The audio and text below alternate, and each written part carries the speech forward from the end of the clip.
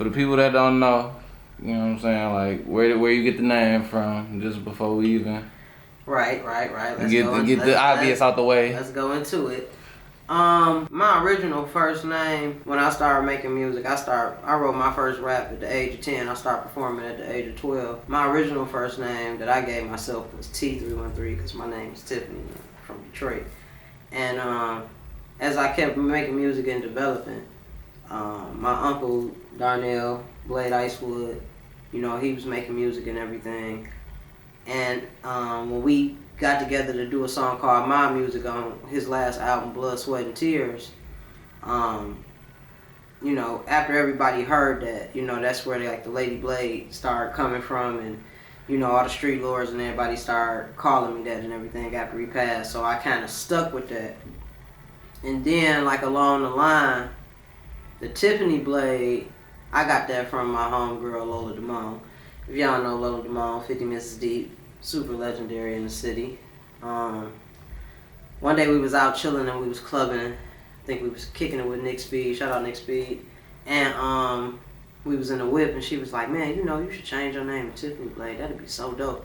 At the time I was a little younger, so I wasn't able to really see what she was saying, but you know what I'm saying? Eventually it kind of stuck. Because, you know, as I got older, I was able to be a little bit more personal with my music and kind of show a little bit more of myself. Right. So, you know, the Tiffany Blade stuck. But everybody still called me Lady Blade, so it's Tiffany Lady Blade all day. The Lady Blade is never, ever going nowhere. So you basically kept your maiden name. Yeah, basically, yeah. What part of Detroit was you raised in? I was born and raised West Side, 7 Miles, Southfield, for life. Shit, back when I was growing up, it was cool. You know what I'm saying? You know, shit. You know, but back when I was growing up, shit, it was cool. It was dope. Shit, you know. Everybody showed love. Everybody got money. Everybody stayed to themselves. You know what I'm saying? If it was some beef or it was some problems back then, that shit was just personal, and it just was what it was. Back in the day, they was meeting up on your front grass. Yeah, and niggas would just scrap it out, and you could scrap it out with a nigga like right across the street from you. And if y'all niggas want to scrap it out every day, y'all gonna scrap it out every day. But other than that, y'all gonna take y'all ass in the house and chill out. You know, these niggas nowadays, they got too much shit to prove. And like, that's how you get better. You feel me? What you think? Tyson ain't never lost? Like you think Mayweather ain't never lost? Like, that's how you get better and shit. But nah, so I grew up, you know, I grew up in the hood, but you know what I'm saying? I was able to always be able to adapt to my environments, you know what I'm saying? Because my family, Lindsay's, was always out in the suburbs, in the suburban areas. I went to school in the suburban areas. I went to Southfield High, you know what I'm saying? So I kind of got the best of both worlds, you know what I'm saying? So, right. You know, it worked. How would you describe your style of music? Oh, man. Real raw and truthful. Sometimes too truthful. And original, you know what I'm saying? I try to be original. Even though I do get inspired by, like, so many different artists, and you know what I'm saying, I get a lot of inspiration. I try to be as original as possible, but really raw, really truthful. I try to make music and say shit that people wish that they could say.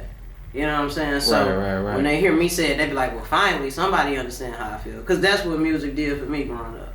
I started writing when I was 10. I wrote my first rap. Writing was just a way for me to express myself. It was just a way for me to be able to say whatever I wanted to say, how I wanted to say, without anybody telling me anything. You know what I'm saying? It was just a freedom of speech for me. I didn't know that it was going to turn into, like, me actually performing and actually, you know what I'm saying, doing none of that. It just went there. You know what I'm saying? So that's how I got into the game. I mean, I invested a lot of money in myself, you know, so it's like, shit. It took a couple years to make some money back.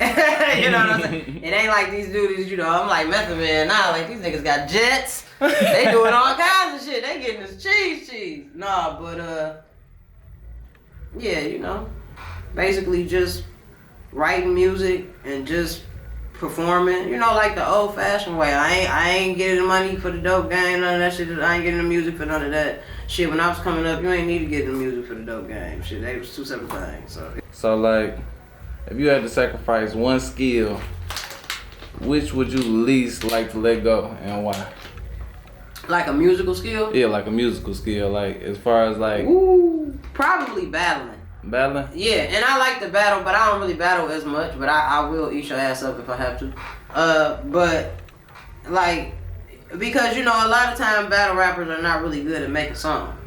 Definitely. They so used to being in that battle cadence and in that mode, it's hard for them to kind of switch over and make good records. You know what I'm saying? To make strong songs. So probably battling, because I mean, I it's a lot of dope battle rappers like J Mills, all them niggas that's super dope.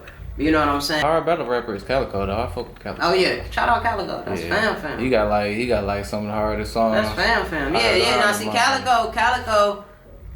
He's one of the versatile rappers that even though his strength is battling, he still know how to make records. That's just real rare in battle rap, especially now. You know what I'm saying? Where they got them memorizing and shit and knowing who they battling before they battling and you know, that's giving them the cheat code. Nah, you know what I'm saying? He gets super deep. Yeah.